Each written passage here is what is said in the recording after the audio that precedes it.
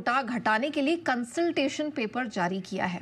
क्या है प्रस्ताव, इसके मायने क्या है, आइए थोड़ा डिटेल से अंश से समझ लेते हैं। क्या कंसल्टेशन है ये अंश?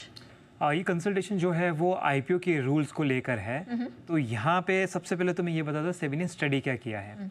तो सेबी ने ये स्टडी किया है कि जो बड़ा आईपीओ होता है वहाँ पे कुछ दिक्कतें आ रही है, क्योंकि जो रिटेल का कोटा है वो लगभग 35% का है। यहाँ पे इनका कहना है कि अगर 5,000 करोड़ का आईपीओ है तो यहाँ पे ऑलमोस्ट 7 से 8 लाख रिटेल एप्लीकेशंस चाहिए रहते हैं। वही अगर 10,000 करोड़ का आईपीओ है तो यहाँ पे 17-18 लाख से ज़्यादा एप्लीकेशन चाहिए रहते हैं। और ऐसे टाइम पे अगर जो बाज़ार है वो थोड़ा सुस्त है या वॉलेटाइल है तो इस तरीके के बाज़ार में इतने सारे रिटेल पार्टिसिपेशन को लाना ज़रा टफ बन जाता है। तो इसके चलते जो सेबी है इसने कुछ रूल्स लाए हैं, कुछ रूल पे प्रस्ताव रखे हैं, मैं वो बता देता हूँ।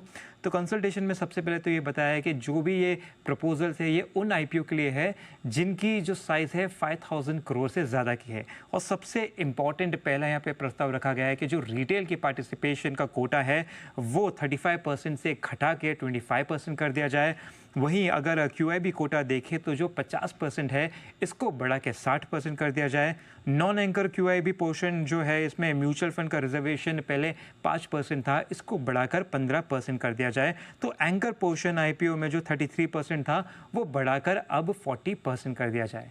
तो यहाँ पे जो ऑब्जेक्टिव है वो क्लियरली ये है कि बड़े इन्वेस्टर्स आने चाहिए और जो रिटेल के ऊपर डिपेंडेंस है वो ज़रा कम होना चाहिए और जो बड़े बड़े आईपीओ है वो ज़रा स्मूथ और मार्केट फ्रेंडली हो जानी चाहिए। चलिए, तो ये कंसल्टेशन पेपर सेबी ने फिलहाल जारी किया है। आगे भी इस डेवलपमेंट पर रखेंगे नज़र। एक स्टॉक है ऊनो मिंडा, जिसमें हम देख रहे हैं कि कुछ रिकवरी आई, ऊपर के लेवल को थोड़ा सस्टेन करता हुआ दिखाई दे रहा है। विश्वेश जी, ज़रा ऊनो मिंडा का चार्ट देखें, बताएं अगर कोई राय है तो। रिलेटिवली स्ट्रॉन्गर चार्ट है कंपेयर टू मार्केट मेरे हिसाब से नेहा जी। और मेरा ये मानना है कि 1030 इसके स्टॉप लॉस से यहाँ पे कॉन्ट्रेरियन बेट लॉन्ग ले सकते हैं।